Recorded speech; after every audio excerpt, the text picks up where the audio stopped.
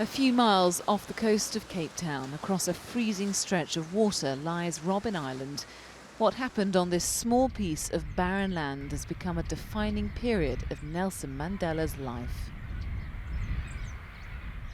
Mandela arrived at this maximum security prison in the winter of 1964 after being sentenced to life for his struggles against the then apartheid government. His long walk to freedom began through these gates, knowing that he may never see his wife nor children again. He began his incarceration on Robben Island as number 46664 and spent 18 years behind its dark granite walls. Mandela is pictured here with fellow inmates cutting the very stone used to build the prison. Behind the barbed wire and dog-patrolled fences, Mandela suffered under the warders' harsh, isolating regime. We are escorted. Talani was a prisoner here for 8 years. He now shows people around its historic corridors and talks of the humiliation they endured. The life was very terrible. Sometimes they'll come and then make them to strip naked in the cold place, taking their prison clothes outside, and then the warders will be laughing and smiling at them. This place makes you sick, this place. Everybody got sick here. As a political leader, Mandela was kept away from the rest of the inmates because the authorities feared his influence. Well, this is his. This is Mandela's cell. It's 2 by 2 square meters. He's a tall gentleman. And you must imagine, for 14 years, a statement like him sleep on the floor, this man. Because many people here, you must know, this is how you call one another enemy. But he didn't call them enemy. He called them fellow South Africans. In this very cell, he didn't ask to be. We make him a president. When Nelson Mandela wasn't in his prison cell, this is where he spent most of his days, performing hard labour in the limestone quarry.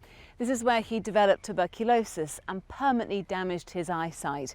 And though it doesn't look much, that small tunnel in the distance has a huge significance in the founding of modern-day South Africa. That tunnel, they analyze the struggle, what our people are doing outside. Is it the right move? Is it a wrong move? What you call it, self-criticism. Very constructive. It happened there. Planning happened there. Humble beginnings for a president. Yeah, it happened there. Even the constitution of our country was debated there. In 1994, Mandela briefly returned to Robben Island. Instead of dwelling on the suffering, he spoke fondly of the solidarity there and the lively debates. Remarkable given the authorities tried to break him with the brutal work. Put it in the wheelbarrow. And that's 5 days a week? 5 days a week. No break. 8 hours.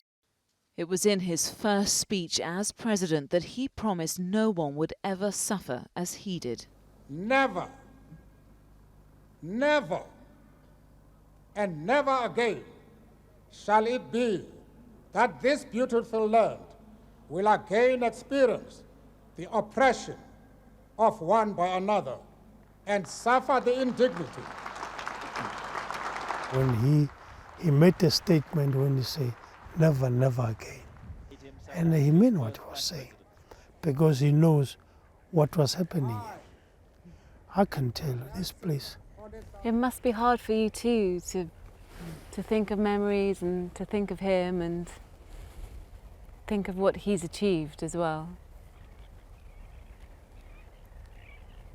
Almost 3 decades of Nelson Mandela's life was spent behind bars, but in all that time he never gave up on the long walk to freedom, not for himself, but for his nation.